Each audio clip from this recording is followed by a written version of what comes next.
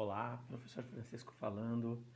Estamos aqui mais uma vez com vídeos explicativos para os alunos do nono ano E, referente ao terceiro bimestre. Esse é o nosso segundo vídeo e vamos falar sobre o sexto capítulo, que tem como tema Europa, Economia e População. Quando a gente fala de Europa e economia, a gente está falando que a Europa é desenvolvida porque ela começou o processo de desenvolvimento antes, né? Ela se organizou primeiro, se a gente for pegar as navegações, ela foi a primeira, pegar a questão do capitalismo, ela foi a primeira, então ela se destacou bem, né, nesses aspectos assim, né? A gente tem países com poder econômico de relevância na Europa, como é o caso de Alemanha, Reino Unido, França e aí vai. E a população se adaptou a esse tipo de vida, a esse tipo de administração pública, vamos dizer assim, né? Então, quando a gente fala de economia, só ressaltando, a gente está falando de valores, né? Tudo bem? Então vamos lá. A agricultura e a pecuária e a pesca. Bom, a gente tem três pilares aí. Primeiro vamos falar da agricultura. A agricultura na Europa é extremamente desenvolvida, principalmente por conta do aspecto tecnológico. E faz uma diferença muito grande. Isso também serve para a pecuária, né? Eles conseguem atingir níveis de qualidade que a maior parte do mundo não atinge, tá? Quem conseguir negociar com a Europa, com a União Europeia, leva uma vantagem muito grande, porque o euro é uma moeda valorizada, em contrapartida você tem toda a questão de fornecer para quem tem dinheiro para pagar, né? E vai valorizar ainda mais o seu produto, tá bom? E a questão da pesca, vamos lembrar que a pesca na Europa, principalmente a gente tem aí a época da caça às baleias, né? Vou citar de novo o Moby Dick, né? Onde o óleo de baleia era utilizado como principal fonte de energia para os lampiões e aí vai, né? A pesca, ela tem um fator importante na Europa, né? A gente não tem que destacar esse aspecto, né? E é uma atividade que se destaca principalmente nos países do norte da Europa, né? Quem nunca ouviu falar do bacalhau, né? Então, é legítimo da Noruega, né? E aí também é interessante a gente ver a cultura e o desenvolvimento desse povo nórdico, né? E aí vamos citar aí Vikings, né? Do Ragnar Lothbrok, né? Que é importante a gente conhecer não só culturalmente, mas como se desenvolvia o comércio naquela época e aí vai, para nós vermos o que nós temos hoje, né? Vamos lembrar que Noruega, Dinamarca são países que hoje têm um posicionamento muito importante, não só economicamente, como educacionalmente falando, tá bom?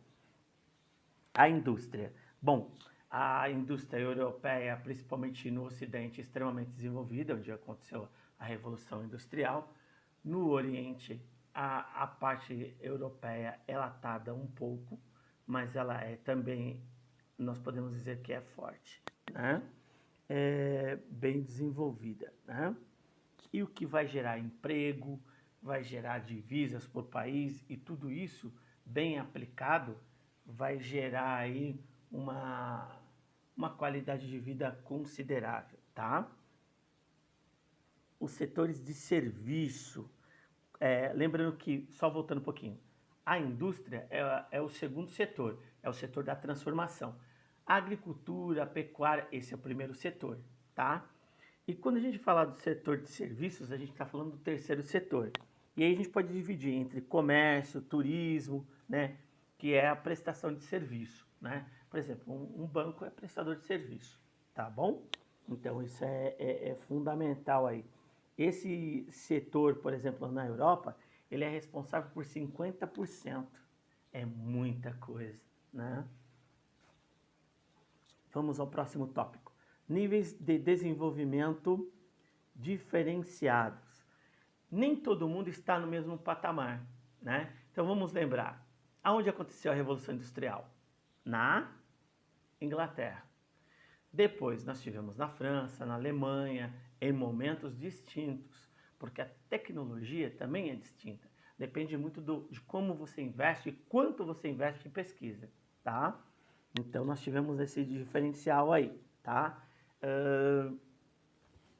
Um outro aspecto é a indústria do Reino Unido, né? Aí a gente tem grandes indústrias têxteis, né? Siderúrgicas. As siderúrgicas é onde vai acontecer a transformação. Vai entrar o minério de ferro e já vai sair os lingotes, que são barras de ferro ou chapas de aço, e aí vai. A siderúrgica ela tem um papel muito importante no desenvolvimento do setor industrial, tá? E dentro dessa questão da indústria do Reino Unido, nós temos a indústria de transformação, que é aquela que vai gerar bens duráveis ou não duráveis, tá bom? Que vai ter um papel muito importante no processo de urbanização, tá? A indústria ela vai ser aí um dos carros-chefes dessa situação, tá bom? A economia da França, aí é um outro aspecto muito importante, né? Vamos lembrar que o território francês ele não é tão extenso assim como a maior parte dos países da Europa, mas em contrapartida, a França se destaca aí principalmente pelo setor secundário, pelas indústrias, né? As indústrias francesas e algumas prestadoras de serviço. Eu quero citar uma das não multinacional, que nós usamos mais esse termo multinacional, e sim transnacional, que é uma empresa que você tem a matriz na França, no caso aqui o Carrefour, né? Matriz na França, em contrapartida você tem Carrefour no mundo inteiro, né? Isso é importante, muito importante, tá bom? A questão da energia, né? A França tem problemas para geração de energia, tá? Ela pauta muito ainda a sua matriz energética no carvão mineral, tá? Outros aspectos importantes é que desenvolvimento nuclear na França também é importante, né? A França foi um dos países, pessoal, que fez o quê? Que fez testes nucleares no Oceano Pacífico, tá? Isso deu o que falar na época aí, anos 80, deu problema isso daí, tá? Alemanha, indústria e tecnologia. Gente, eu costumo dizer que a Alemanha é a fênix, né? Ela ressurge das cinzas, né? Primeira Guerra Mundial, a Alemanha era uma potência, foi derrotada. A Primeira Guerra Mundial foi de 14 a 18. Segunda Guerra Mundial, de 39 a 45, a Alemanha já era novamente uma potência e a Alemanha contribuiu muito para uma série de coisas. Se a gente for ver lá, empresas, aí a gente tem que falar de indústrias e tecnologia. Tecnologia e desenvolvimento, isso fica claro. Mas vamos falar de indústrias alemãs, Bayer, Volkswagen, Mercedes-Benz, você tem Porsche, Audi. Então você tem vários segmentos aí industriais de suma importância mundialmente falando, mas a sua matriz está onde? Em território alemão. Daí vem a capacidade que esse país tem de se reinventar, né? Isso é importante. Tudo bem? Vamos aqui a um próximo tópico, vamos falar sobre países do Mediterrâneo, né? Tipo Espanha, Itália, né? Países que tiveram um papel muito importante no cenário mundial, com a questão do desenvolvimento das expedições marítimas, né? Do mercantilismo, depois com a descoberta do novo continente, da América, né? dividindo aí a América em duas partes. Mais tarde aí vieram os ingleses e tiveram uma parcela. Mas quero salientar essa importância, né? A economia desses países hoje, como todo país do mundo, passa por alguns problemas de estruturação, mas poderia estar melhor, né? Já que são dois lugares muito visitados, onde o turismo também é forte, né? A gente tem a economia da Itália, que é uma economia razoável, né? Vai ter algumas influências, onde a indústria também se desenvolveu, tá? Vamos falar sobre países da Europa setentrional. Quando a gente fala sobre países da Europa setentrional, nós estamos falando sobre a Dinamarca, a Noruega, a Suíça, a Finlândia, a Islândia, né? Países que hoje trazem uma oportunidade. A gente vê vários alunos falando assim, professor, eu vou estudar fora, você vai para onde? Ah, eu vou para a Irlanda, né? Eu vou para Dublin, né? São possibilidades, né, que estão aí, né? Eu não vou me ater a falar sobre a economia de cada um dos países, que vocês podem consultar isso e o vídeo ficaria bastante extenso, né? Características demográficas. A maior parte dos países europeus vem tendo uma retração na demografia, ou seja, no número de habitantes. E por quê? Devido a uma questão cultural, uma questão que os casais agora eles pautam seu sucesso financeiro, seu sucesso profissional e não mais acenam simplesmente pelo fato de constituir uma família tendo filhos, né? Eles já se entendem que, de certa forma, a família é composta a partir da união de um casal, seja ele como for, ou que tipo de relação for, tá? Variedade étnica e linguística. Nós temos uma variação étnica e linguística, né?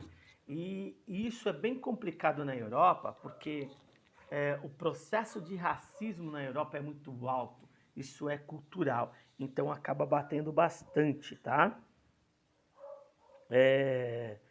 Na questão dos países europeus. E acabou se difundindo para o resto do mundo, essa questão dessa supremacia europeia, ou até mesmo se a gente for pegar, por exemplo, a Alemanha, a gente não tem como não citar a questão da raça ariana, né? Da dominação do branco, né?